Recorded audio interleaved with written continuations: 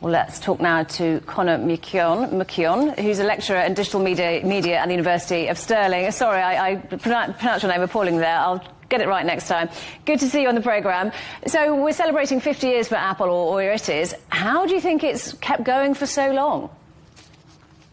So I think Apple's success can really be broken down into two key areas. So the first thing that they have managed more than anybody else in the whole world is design.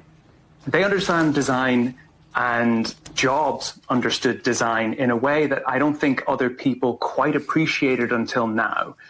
Designs inspired by people like Dieter Rams really drove the desirability of their products in the public imagination.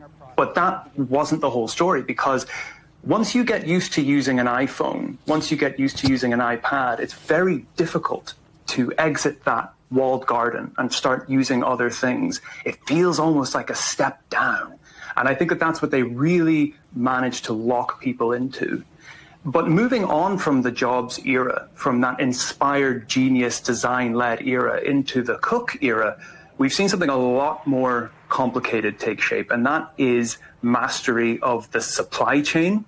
And that's a lot less sexy to talk about, but it is a fact that Apple have managed to take control of a lot of the world's supply chain and make it so that dealing with them has got certain contingencies and certain capitals around it that are quite complicated, and that people have only recently been starting to fully appreciate and then even take steps to combat against. If you look at some of the recent things that have happened in the UK, such as Kent v. Apple, the legal case in which Apple's App Store dealings were actually taken to court by the King's College London lecturer Rachel Kent successfully, then you can see exactly how Apple have managed to, again, lock consumers into their products and make it so that moving away is very, very difficult. So they got us all hooked on the looks, and then they made sure that we stayed.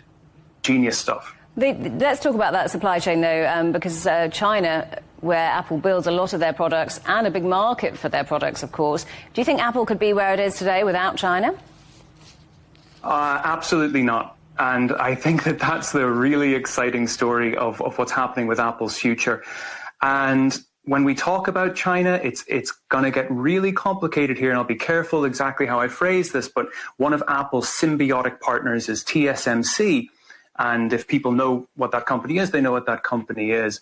So the history and the future of TSMC is really going to determine what Apple's future is in the market. But it is quite volatile, and we've seen Apple taking steps away from its reliance on what could be a vulnerable partner in TSMC at the moment by trying to manufacture their own chips in the United States, although obviously that's much more expensive, manufacturing their own chips outside of the United States as well, looking at new fabrication plants. Moving towards producing their own silicon was a huge, huge deal, and it shows the company trying to create a lot more leverage for themselves. That's almost more interesting when we consider who has taken over Apple as the most valuable company in the world based on normal estimates, which is NVIDIA, who are also doing huge amounts of business in China. But again, it's about that supply chain. It's about those global international connections that these companies are desperately reliant on. Conor, it's great to talk to you. Thank you so much for coming back on the programme. Conor McKeown from the University of Stirling now.